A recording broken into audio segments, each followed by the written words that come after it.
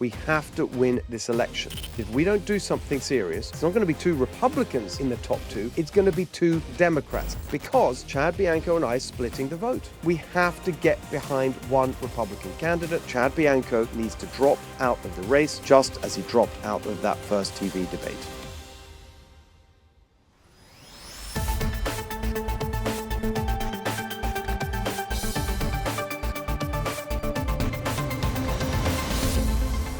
Hello everyone, welcome to the Steve Hilton Show. We have an amazing and packed episode for you today. Jen Horn is here with some unbelievable stories from Los Angeles, including the new entrant to the LA mayor's race. Yes, we have in California our very own Zohran Mamdani, only even more left-wing and even worse. Wait till you hear what this candidate is proposing for LA. I want to start today with something very big that happened in the governor's race last week, which was the first TV debate, which I greatly enjoyed, I have to tell you. It was me against 6 other Democrats on stage in San Francisco. It was broadcast on Fox 11 in LA and KTVU in the Bay Area. And it was pretty amazing to see how these Democrats on stage took absolutely no responsibility for the disaster that our state is in after 16 years of one-party rule. They were all the same as each other. And all the same as what we've got now. And so the contrast that I was able to show between a change of direction for California and more of the same was very powerful. And you could see that reflected in the audience reaction. Obviously, I'm on stage and I can't see what's going on. They had a live poll going on with viewers, and it was very gratifying because as we broke halftime, someone said to me that you're winning the audience poll by 75%, which is extraordinary. But then by the end of the night, it settled down a bit. And here were the final numbers in terms of the audience, the viewers. Remember, this is broadcast TV. This is not a Republican debate or anything like that. This is just regular people watching on TV across California in 2 of the biggest population centers of California, LA and the Bay Area. And here were the numbers. The lowest scoring candidate was Betty Yee for the Democrats. She was considered to have made the best impression by 3%. Javier Becerra, 4%. Tom Steyer, the billionaire climate fanatic, 7%. Matt Mahan, the mayor of San Jose, who's just entered the race, he got 17%, and I got 66%. And I'm saying that not because I'm bragging about how well I did, not at all. It just shows you how clearly this state is desperate for change. And that contrast, 1 Republican against 6 Democrats, just very powerful.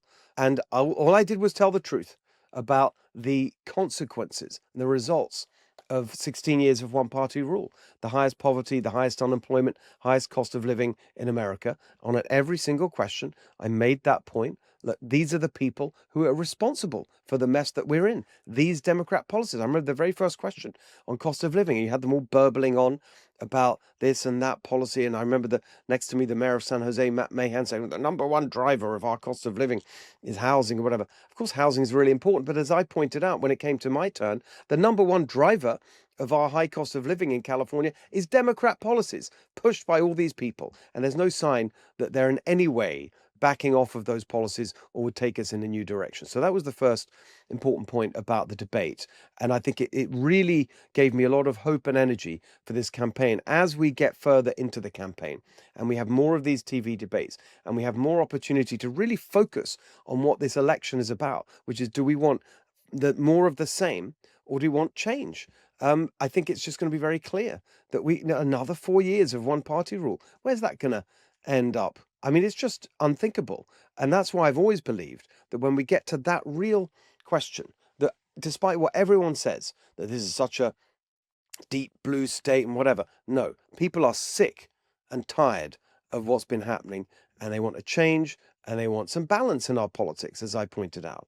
I had a very simple message right at the beginning and at the end of the debate. It is time for an outsider to shake up a system that is obviously not working. It's time for change. It's time for balance. We cannot have another 4 years of Democrat one-party rule on top of the 16 years of it that we've already had with the disastrous results for everyone. So that was really encouraging for me. But there's another really important thing that happened at the debate, and I want to explain really my thinking behind that, because many of you have been asking me about that. We've been doing some town halls and continue our Cal Affordable town hall series across the state, done many events in the last week since the debate.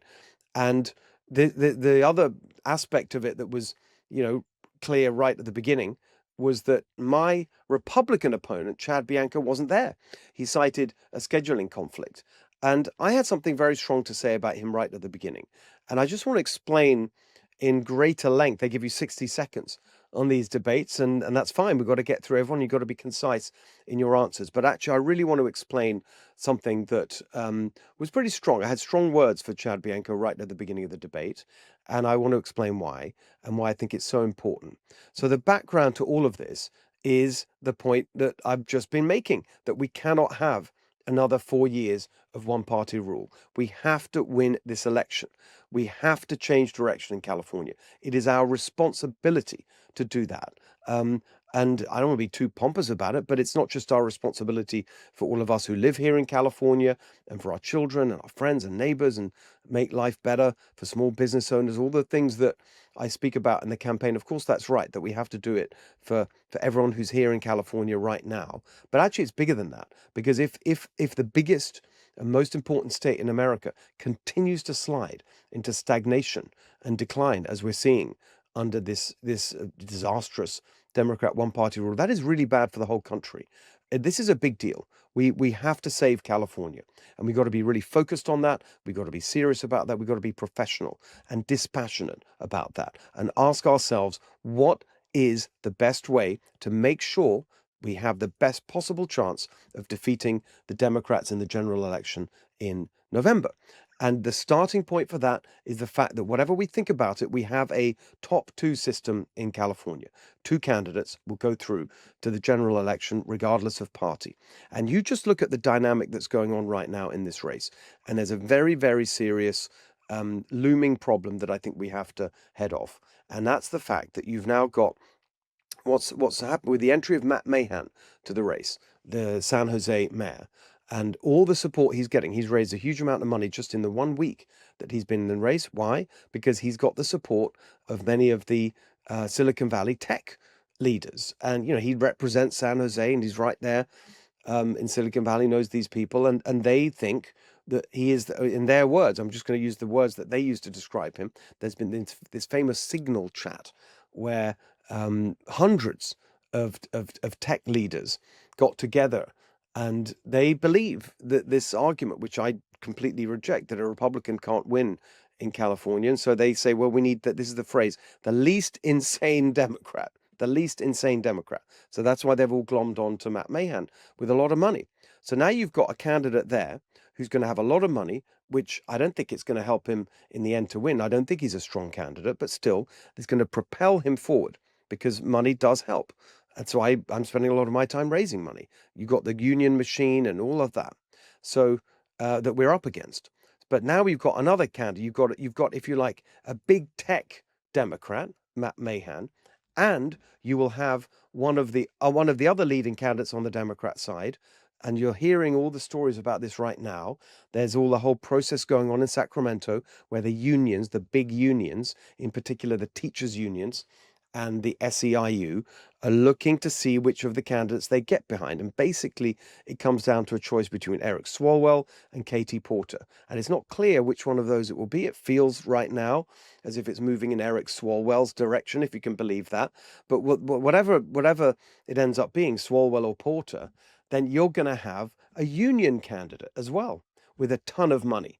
Because it's not just the money they give directly to the candidates, it's what they call these independent expenditures, super PACs, if you like, where they put tens of millions of dollars behind getting their candidate across the finish line.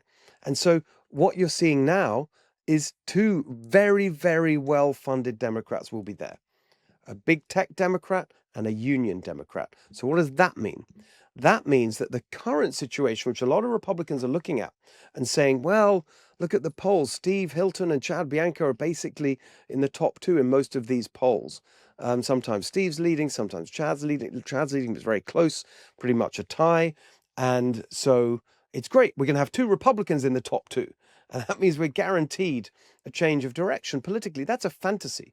That is never going to happen. Do you really believe that the Democrat machine, the corrupt Democrat machine, will just sort of hand over California to Republicans without doing something? Of course, that's not going to happen. They're not going to do that. It's laughable. They are going to make sure that they get the outcome they want unless we do something very serious to change the course and the trajectory and the shape of this race. And what I'm looking at right now is if we don't do something serious, you're going to have, it's not going to be two Republicans in the top two, it's going to be two Democrats in the top two. Two Democrats, the big tech Democrat and the union Democrat. That is a total disaster for California.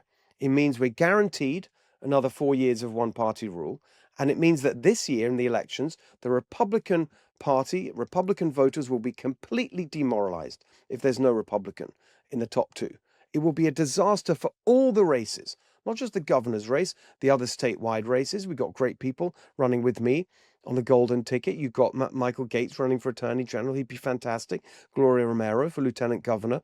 Herb Morgan, a state controller, is going to really attack all the fraud and corruption. So all the statewide candidates, they're going to be hurt if there's no Republican in the governor's race. And then below that, all the congressional races, the state legislative races. We've got to make some progress in the state legislature. I've been talking to my friend Carl Tamayo in Reform California about how we can, and David Tangipar in the Assembly, about how we can try and break the supermajority this year, win more Republican seats in the Assembly and the Senate. That would be transformational. If we break the supermajority, suddenly they can't just shove everything through, all these insane bills that they keep passing, and so on. So we've got some really serious obligations, not just for the governor's race, but right down the ballot. Voter ID. What about that? If you don't, I mean, that's on the ballot. That's a fantastic asset for us on the ballot to help lift the Republican turnout. And actually, it's one of the real reasons I think this is our best shot in 20 years to win the governor's race, because we've got voter ID on the ballot. But if you don't have a Republican candidate for governor in the top two, that's at risk as well. Never mind all the other races that are so important for county boards of supervisors or local races. Everywhere will be damaged if we don't have a Republican in the top two. And right now, that is where we're heading, because Chad Bianco and I are splitting the vote. That's actually what's happening. And so I made the case very strongly at the debate, very directly, that we have to get behind one Republican candidate. And my argument is that Chad Bianco cannot be that candidate because he has too much baggage. As I said at the debate, he's got more baggage than LAX. And top of the list is that he took a knee for BLM in 2020 during the Black Lives Matter protests. And I know that he has a whole story about why that happened. And of course, he has the right to make that case. But we also have a right to point out what actually happened and to put the video in front of people to make their own judgment. Because it's not about whether I use this or anyone else uses this. The real point is the Democrats will use it to depress. Let's just say that we get behind Chad Bianco and he's the candidate in the top two. You don't think the Democrats will use that video to depress the Republican vote? You can watch it for yourself at blmbianco.org. And here's the most important thing. There's been polling done. We did it just to see. Polling about what Republican voters think once they've seen that video. And you can be sure they will see that video. The Democrat machine will put millions and millions of dollars behind that. Why? Because the data now shows that when Republican voters have seen that video, their support drops by 21%. 21%. That is huge, and it's catastrophic if we have a candidate with baggage like that. Absolutely catastrophic. A 21% drop in support once they've seen the BLM video, which you can watch for yourself at blmbianco.org. So I'm sorry, this is not anything personal, truly. This is about being real and serious about saving California. We've got to get behind one candidate. Otherwise, we'll have two Democrats in the final, and that's a disaster, not just for the governor's race and the future of California, all these other races.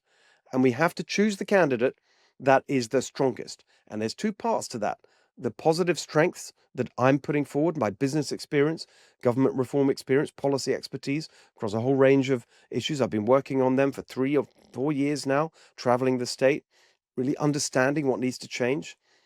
And also my media experience, my national platform, all of those things are positive strengths in this race. But you got to look at the choice. And the choice is between that and a candidate with so much baggage, is in particular taking a knee for BLM that reduces Republican support by 21%. Absolutely no way. We cannot have that. That's why I said that very clearly at the debate, that Chad Bianco needs to drop out of the race, just as he dropped out of that first TV debate.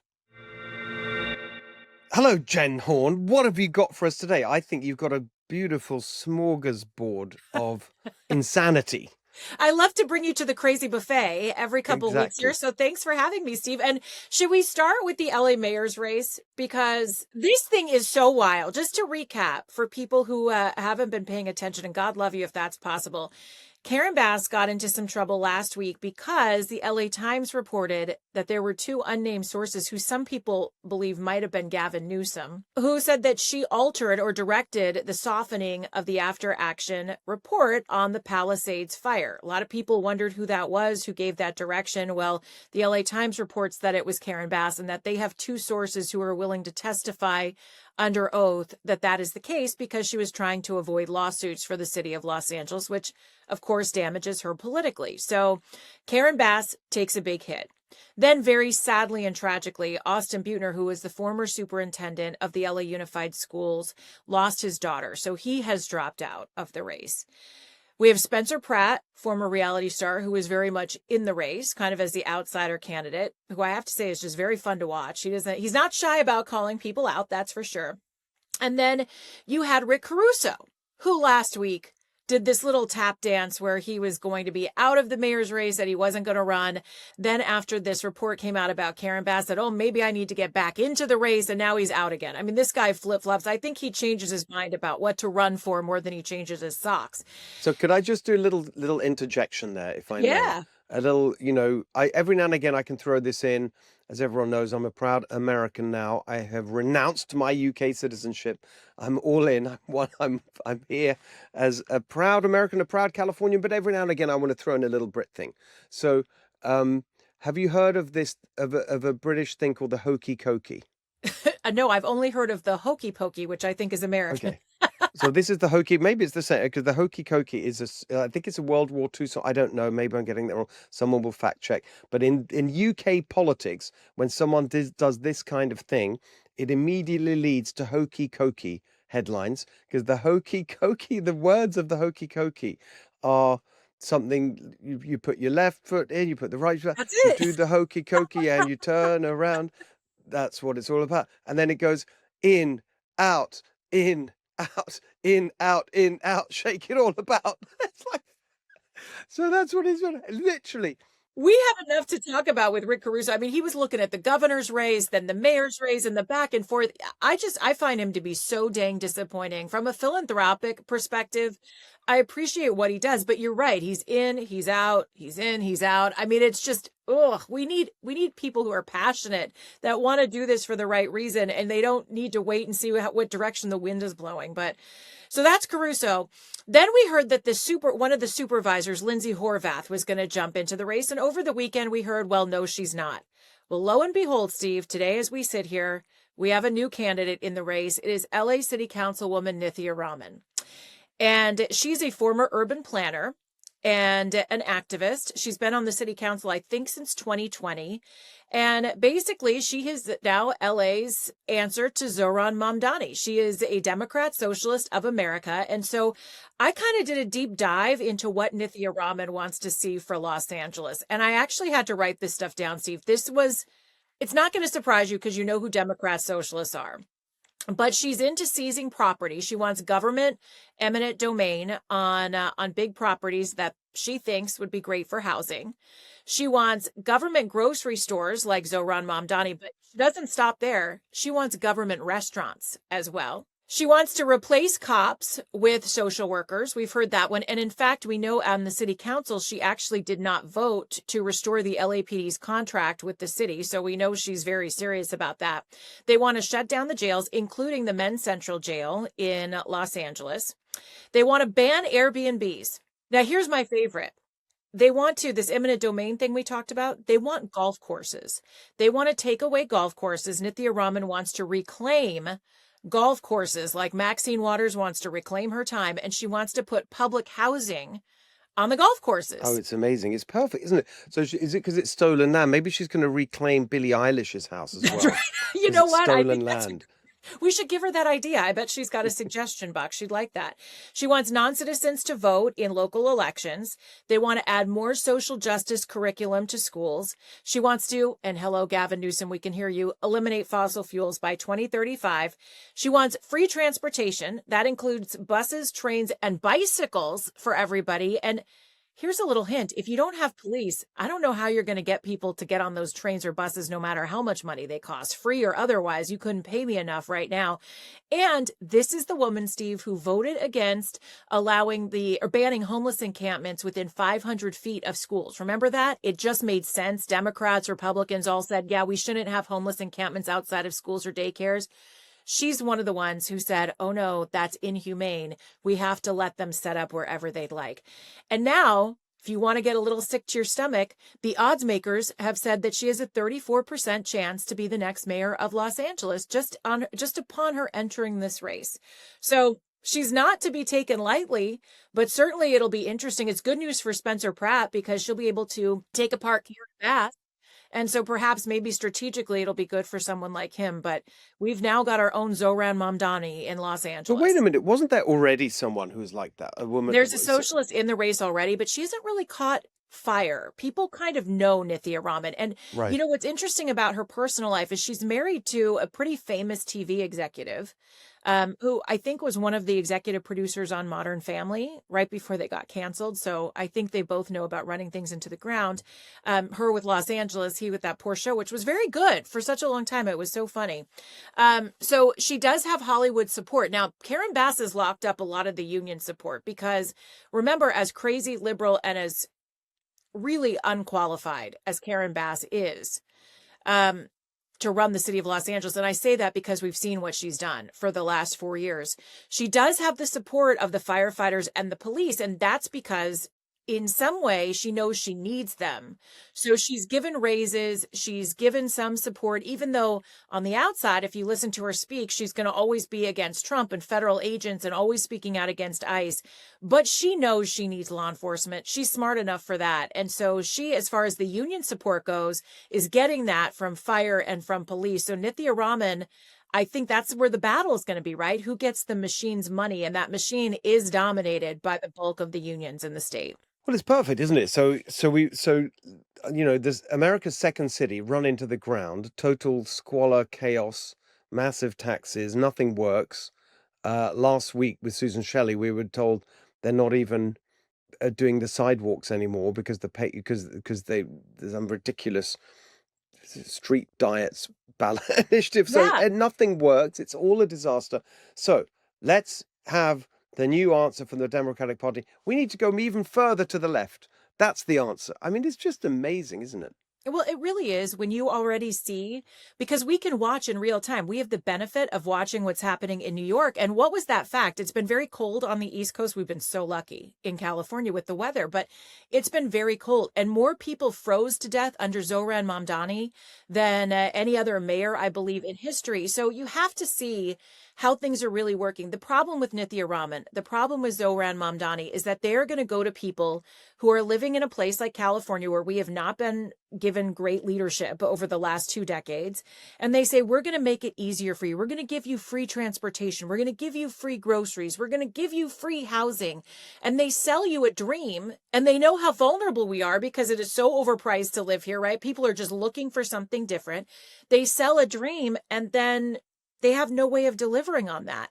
And then we can see in real time what's going to happen in New York. And I just hope that California is smart enough. I hope that there is enough diversity in this state where we're going to be able to say, People came to California to escape socialism like this, and this is exactly what Nithya Raman is selling to us. It's incredible, and actually, she's looking at Mandani and saying, "No, hold my beer. I want to do more. That's right. I'll see you for your your government-run grocery stores and raise you government-run restaurants." So just let's move on. But I just want to, before we do that, what is the deal with the government-run restaurants? What is she talking about? Isn't that amazing? I mean, I don't even know. Is it like the cafeteria on a college campus? I mean, that's the only thing that I can imagine is that it's going to be meatloaf day and everybody's going to get the same thing and we're going to go through and get our slop on our plates and that's that. I have no idea how that is even feasible. Well, having run restaurants myself, I can tell you it is a tough business. And the idea that the government is going to, oh my gosh, it's amazing. Well, it's amazing. She actually has the endorsement of the Lunch Ladies Union, so that's exciting. Okay, very good. Well, they as they say also, they know which side their bread is buttered. That's right. They absolutely do. They do. They say more Lunch Ladies, please. All right. Okay, so now we got a fraud story. Kelly Loeffler was here. We have lots of fraud stories. I feel like that's all we talk about anymore is the F word. Fraud, fraud, fraud. That's it. So you probably heard that Kelly Loeffler and Lee Zeldin were in Los Angeles because they were here to give out some resources to the residents in Palisades, particularly who are still suffering after the fire and after they've really been left behind. And while Kelly Loeffler was here, and she is the small business administrator, she came out with some news that our Attorney General, Rob Bonta, tried to get on first. So Thursday of last week, the Attorney General came out and was talking about how this idea of fraud in California has been overplayed. And he said that even though there's fraud, that we've been doing everything we can to tackle the fraud. I mean, he was really laying it on thick. Well, that's because he knew the story on Friday was going to break that 8.6 billion. Can I stop you there just a second before we get into the real story? The hilarious and just ridiculous and offensive thing he also said, I noticed, was we in California, we're the victims of fraud. They're just delusional, these people. How they can say these things? Because they think that everybody has Trump derangement syndrome. And look, some people do. But I think you can say, hey, I'm not voting for Trump and still realize that he's not defrauding the state of California, that it's actually the local government that defrauds the residents. And so if there's any fraud, look in the mirror. And this is one of those things that we've talked about before, where it's so insulting that our elected leaders won't just come out and say, you know what, we've had fraud in this state, and here's what we're going to do to fix it. They'll never do it because sometimes they think, or every time, they seem to think that if they say that there's a problem, it's an admission that they've got their fingers on it. Maybe that's true, but you could come out with a plan to try to combat it, and they don't do it.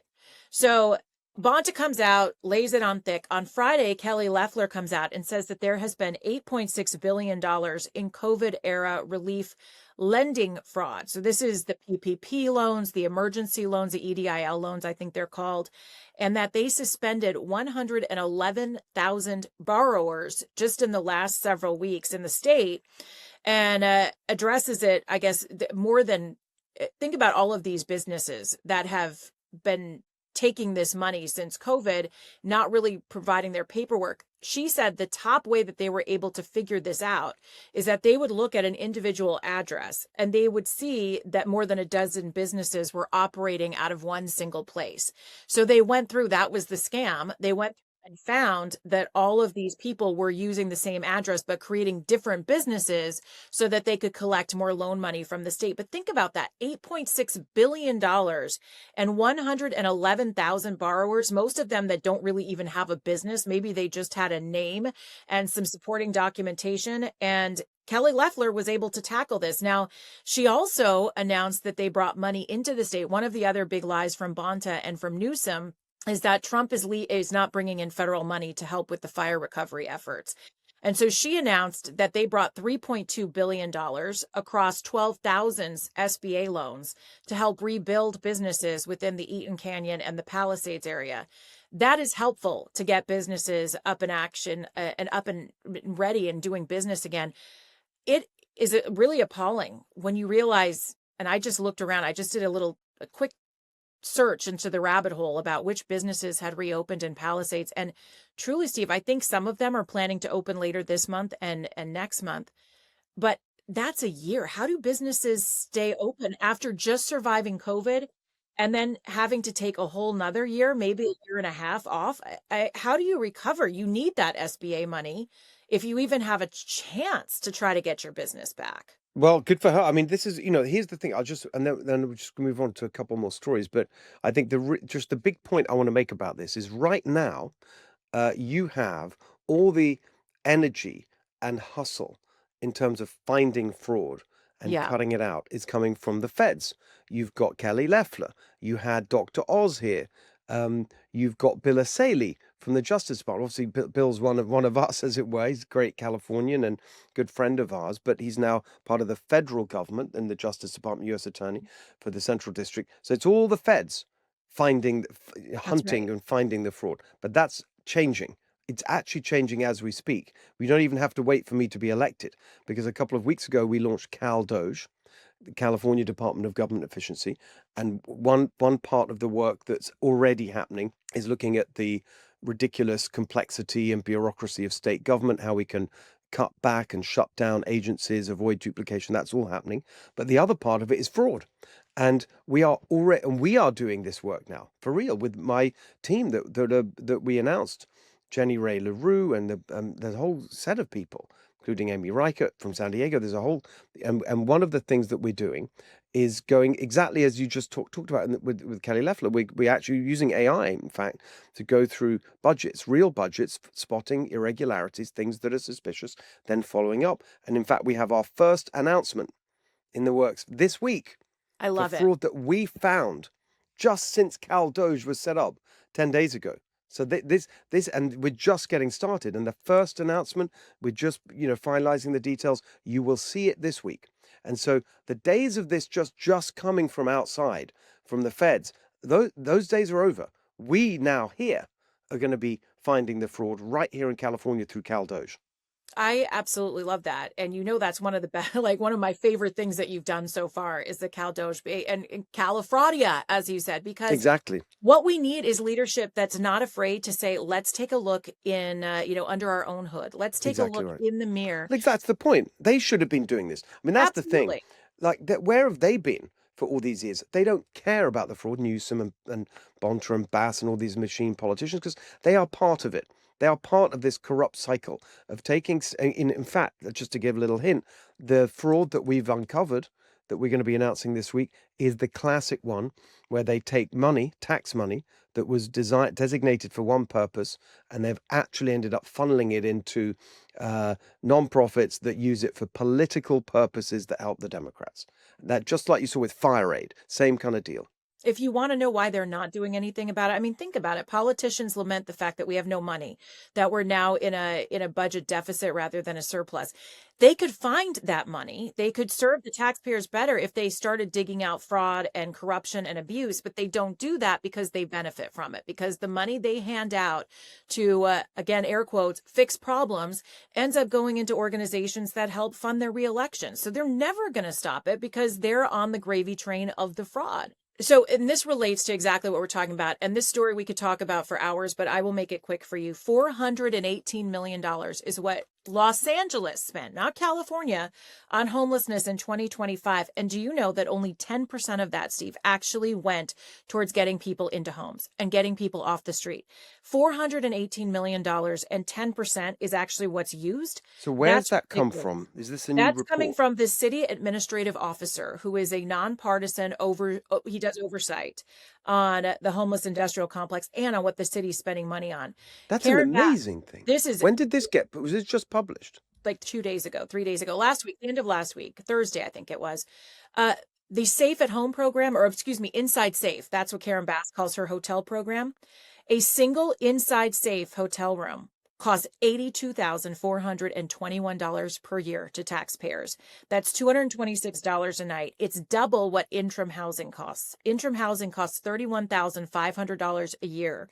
And to do this Inside Safe program where they take over hotels, $82,000 a person. And if you dig into this, you're going to find that they're wasting money, $3 million on hygiene stations, $4 million on sidewalk cleanups, $13 million on street medicine, whatever that means, and $19 million on moving people who are in cars into different parking spaces. I mean, this is ridiculous.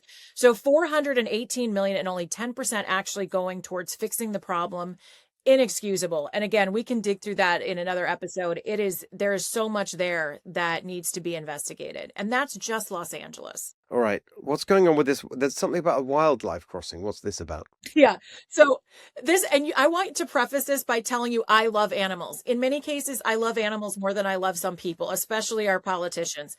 But I don't know if you heard about the wildlife crossing bridge that they built over the 101 freeway. Well, it cost $18 million. And where is it? Just set it up for us. It's on the 101 freeway in like Agoura Hills area, Westlake. So out towards like at the bridge of Ventura and LA County. And it's beautiful. It's a very rural area. Both sides of the freeway, both sides of the highway are rural. And so one of the problems is that wildlife crosses and they get hit by cars on the freeway. And so the environmentalists came together and they said, here's what we're going to do. We're going to make a wildlife crossing. And so they made the biggest one in the world. This is a record-setting wildlife crossing. It cost $18 million. And they used 26 million pounds of concrete to pour this thing. They created a stone habitat. They put in some kind of environmental sounds or something like that. I mean, really, they decked this thing out. And I've driven by it. The reason that it caught my attention is that just a few days ago, I drove underneath it in the quest to find a DMV renewal appointment for my Real ID. Long story, but I see this thing and I thought that's a lot of money. And how in the world, Steve, did the mountain lions know to use the crossing? Like, did they go, hey, Joe, we're going to use this one over here? I mean, I just thought, look, nobody wants to see roadkill. Nobody wants to see these animals hit. But this is $18 million in taxpayer money that we did for an animal crossing. And is that something that a lot of animals is that in like their newsletter or in their local newspaper where they say, yeah, we got a zebra crossing down yonder? I mean, I don't know. It makes me laugh that this is somehow the only place where animals are going to cross the road. Have they done anything to attract? I mean, do they have a plan for that? There's some kind of sound effect, I guess, that like is supposed to entice the animals to use the crossing. But it's one of those California ideas where yes, sort of well-intentioned, but really not all that well thought out. And that maybe, I don't know, maybe drugs were used when they came up with this idea. I know. Well, and also you can be sure that there's all sorts of, I bet you there's more money in there when we get to the bottom of it, and they've skimmed 100%. It off and you can be sure. It's California, of course. Of course. Why not? Okay, brilliant. Thank you, Jen. That was great. Thank you, We'll Steve. see you next time. Okay, well, that is our show for this week. Lots of substantive information for you there, as always. Make sure you follow my campaign for governor, stevehiltonforgovernor.com. You can join and help us bring this revolution to California. There's a button there that says get involved. We are building a volunteer army. I had a great call with our volunteer leaders this weekend. There's real energy out there. We're doing town halls all over the state, Cal-affordable town halls. Make sure you come along when you see one in your area. And of course, join us next week for the Steve Hilton Show. Follow us on Apple, Spotify, YouTube, wherever you get your podcasts. We'll see you next week.